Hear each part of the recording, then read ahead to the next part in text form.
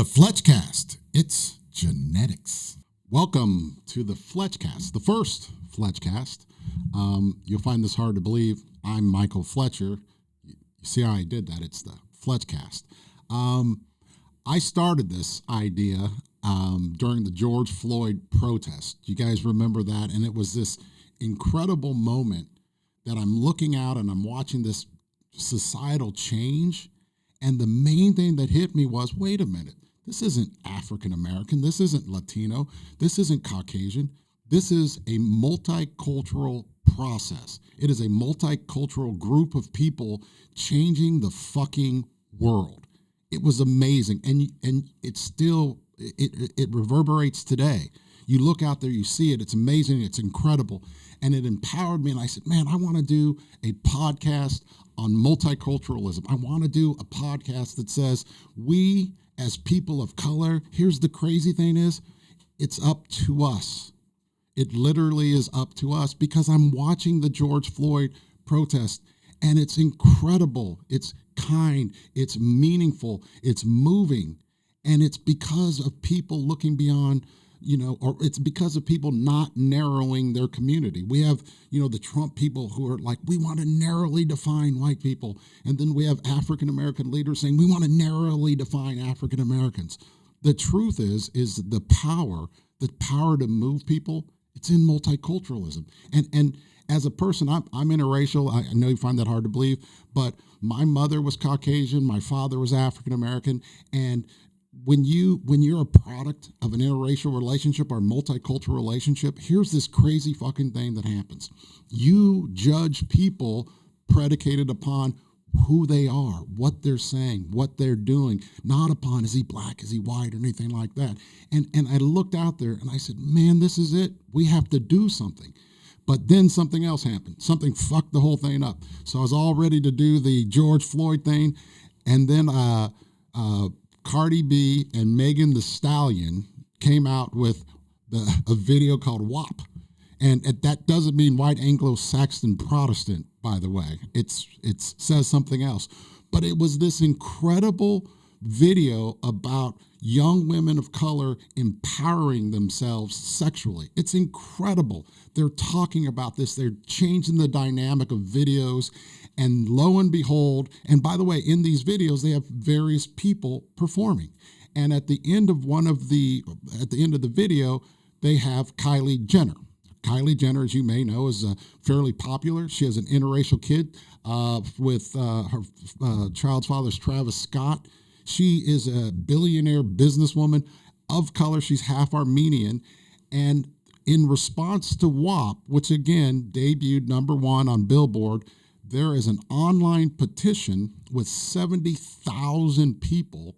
And that online petition says, boycott and kick Kylie Jenner off this video. Not because she didn't hire African Americans at her company, not because she doesn't have interracial children, but because she's white.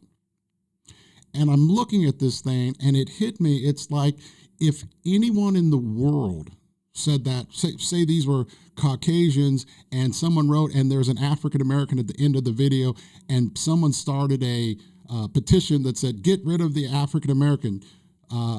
They wouldn't do that because it's fucking racist.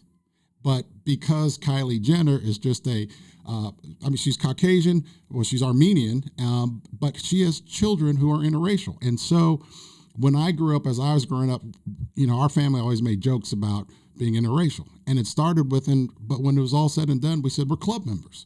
Club members, club members, club members. And during the George Floyd process and during the Kylie Jenner nuttiness, I said, we should stand up for her. She is a club member. She's out there doing important things. She should really be applauded. I mean, she's like 16 and she's a billionaire by a business that she started. And one thing I really started to see more and more of, there's almost this level of misogyny directed toward the whole Kardashian group. And it's incredible. I mean, Kris Jenner, I think whatever her name is, her kids have started multiple hundreds of millions of dollars businesses. And instead of her being applauded as this incredible female business person, they're attacking her because of Kim Kardashian wearing braids. Kim Kardashian has four interracial children. Four interracial children. You're telling me that she doesn't have the right to wear braids? Well, from our perspective, she does, and that's why we're doing the Fletchcast. What we're going to do is we're going to say, if you're a club member, you get to do what you want. You get to do what you want because that's what you're entitled to do. That's what we are entitled to do. And to be a club member, we define that broadly. If you're Caucasian and you have an African-American wife and you have interracial children, you're a club member. If you're a grandfather and your daughter, your son has interracial children, you're a club member. You're a club member because we share this commonality of life. This commonality of life that says, hey, let's do this crazy thing. Let's just listen and decide how we feel about people predicated upon, are they nice? Are they decent? Are they amazing? And that's what I wanted to do. And I said, we're going to do this show. And so in the case of Kylie Jenner and the Kardashians, they're part of it. But the real point of them is no one else would be subjected to this.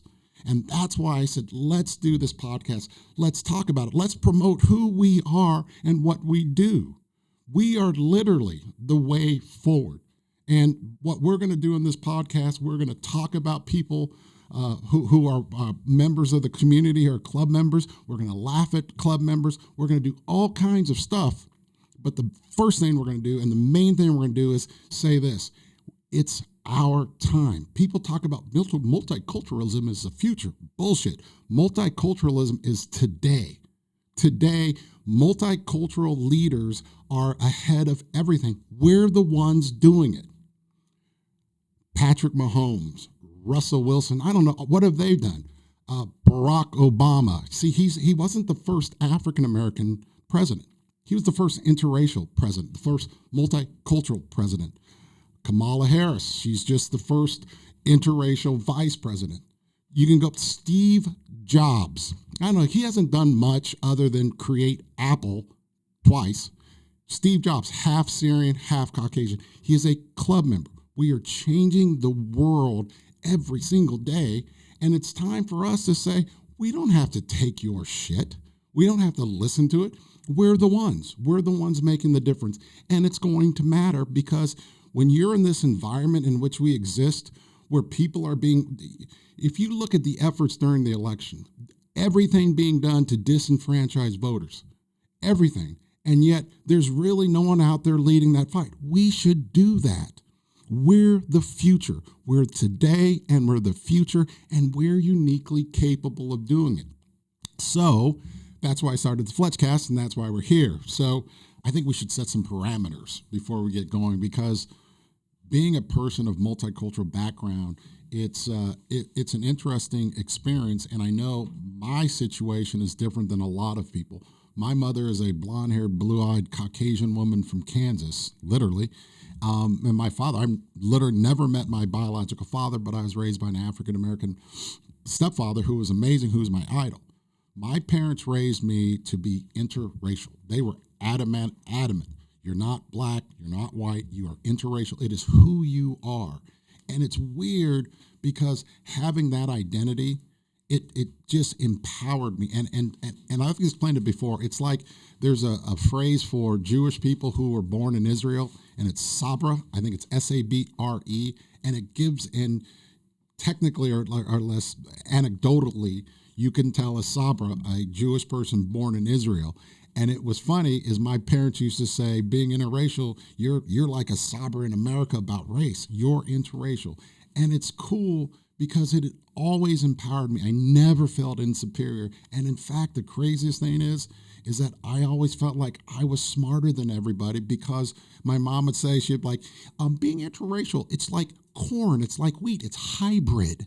And it was funny that she would say that because it made some sense, but ironically sense. And if you look at evolutionary cycles, the more inputs you have into an evolutionary cycle, the better the end product. If it's biological evolution, if it's electronical evolution, the more inputs, you literally end up with a better product. And so genetically speaking, I think multiculturalism wins. But what I know for sure is from a societal perspective, It wins because it gives you insight. It wins because you see things differently and you feel things differently. You just have a different perception. And it's funny because I know other multicultural people, and by the way, when I say interracial, I mean, yes, there's only one race. I understand that. But I mean interethnicities. And really, I think the better term is multiculturalism because it isn't just that ethnicity thing. It is, I have a friend who is, he's Jewish and married to a Catholic woman. That is a multicultural relationship because really the defining element of it is that there's differences. But those differences unite them as opposed to pulling them apart. And that's why multiculturalism gives us this huge potential to move forward because what we end up doing is looking at what this person is. Who are they? Who are they? So it's that multicultural experience. But I've seen particularly when I was growing up, there would be interracial kids whose parents raised them as you're black or you're white. And it's I guess I shouldn't laugh at people, but it was always ironic because those were the interracial dudes who were kind of fucked up because they didn't have an answer. They looked at themselves, and if you're of color and your parents are saying you're white, it doesn't make sense to you. It doesn't connect subconsciously. Whereas if you're interracial and your parents say you're interracial, you can connect the dots. And it's so important that we give people honest, accurate information, especially kids. I mean, there are parents out there who were well-meaning, raising their kids saying, you're black. But they look at themselves and they look at their mother or they look at their father or their grandfather and they say, well, but they're white.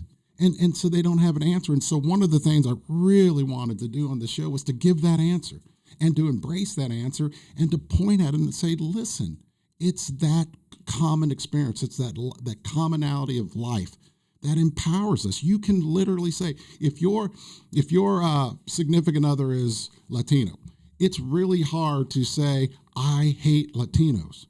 Now, momentarily, it's pretty easy, but I think that's just a momentarily thing. But ultimately, if you're Caucasian and you have an interracial child, the ability to hate black people, it just goes away.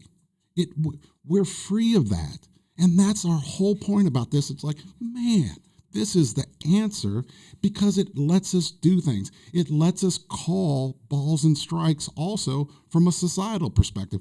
I look out here, it's funny is that, I hear so many I used to run political campaigns. I mean, I worked in congressional I was number 2 on the first campaign to elect the first African-American mayor of Kansas City. I've seen these premises out there where you're like, wait a minute, this doesn't make sense. It lets us come out here and say, let's try to figure this out together. Let's take a look at certain things. And by being interracial, by being in this situation, you really are in a point of saying, yeah, that's not true. What you're saying isn't true. It doesn't translate that way. And it's weird, going back to the George Floyd thing is that really it's incredible when you look out there and you see, man, the answers are predicated upon multiculturalism. That's what we need to do, and that's what we want to talk about. But the other part is that, again, it's really important that we broadly define this. We were doing some pre-production, and we're asking, what about if you're gay or you have a brother or sister who's gay, does that make them part of the multicultural community? Well, it does, because it's that conflict. The conflict that tries to pull people apart and attack them, it's our commonality with that conflict that pulls it back together. That's what it's that connecting. It's using race. Race, ethnic differences is a made up phenomena. And it just is. If you look at, I think it was the slaughterhouse rules, in which it was the first time in the United States of America when they had to legislate differences between races, so that because what you had are lower socioeconomic categories coming together and they were multicultural. Well, the property owners at the time said, wait a minute, you can't have multicultural action because it'll fuck it up. So they literally passed a law that said, even though you're poor as shit and Caucasian, you're better than the African American who's poor as shit. That defining difference has been in America ever since then. It's the use of race as a negative tool.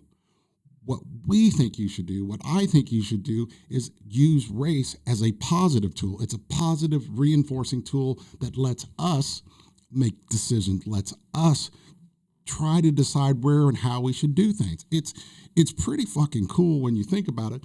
But understand this: and there's another part of this too, and this is the crazy part is that if you look at the use of race economically, Jewish Americans are financially successful not because they're Jewish, but in part because they spend dollars within their own community. 9 times. $1 in the Jewish community is spent 9 times. Asian community, it's 6 times. In the African American community, $1 is not spent. It's not spent or renewed or recycled in the African American, not once. $1 in African American business is it. $1 in Jewish business is $9. It's that economic issues that matter. And one of the reasons I really wanted to do this is I wanted to say, hey guys, we can do this too. It's about economics. If you look at why Martin Luther King died, it was marching. He said it's economics, economics, economics. What we have to do and what we can do as a multicultural group is we can say, let us spend our money with people who are like us. Let us create economic opportunities for people that are like us. We can take the Jewish model and apply it in the multicultural model, and it's this extraordinarily huge economic multiplier, and that's where we should be. That's what we should do. We should talk about this. We should talk about the fact that there are these multiple multicultural entities managed, ran, operated by multicultural people. We should say, hey, if you're going to do this, go check this person out. He or she's a club member. It's about club membership, and that will allow us to move forward. And we should move forward. You don't know. It would be nice to hope that racial differences are never going to explode and be used against us or against anybody. But you can't guarantee it. Look at Michigan. We literally, in 2020, last week, had a group that was going to attempt to kidnap the governor of a state in 2020. And it's because we have this political situation where they're using race as a tool to divide us. At minimum, when those things are happening, shouldn't we be talking about uniting ourselves from a multicultural perspective? We don't want to have this happen, but we want to say, hey, but let's watch out for it. On a brighter note, it certainly allows us to be in a situation to say, hey, you know what? Let's go watch some multicultural TV. Let's go to multicultural business. Let us do what we can do to support us, to help us. It's a unique opportunity, and it's crazy, and it's going to be fucking great. We get to talk about it at every level. We get to talk about it at the level of government. We get to talk about the level of business. We get to talk about it at the level of comedy. Every fucking entity, every area, we can talk about multiculturalism. We're the first ones to do it. We're club members. We should work on being a club member. It's easy. We joke, club member. That's it.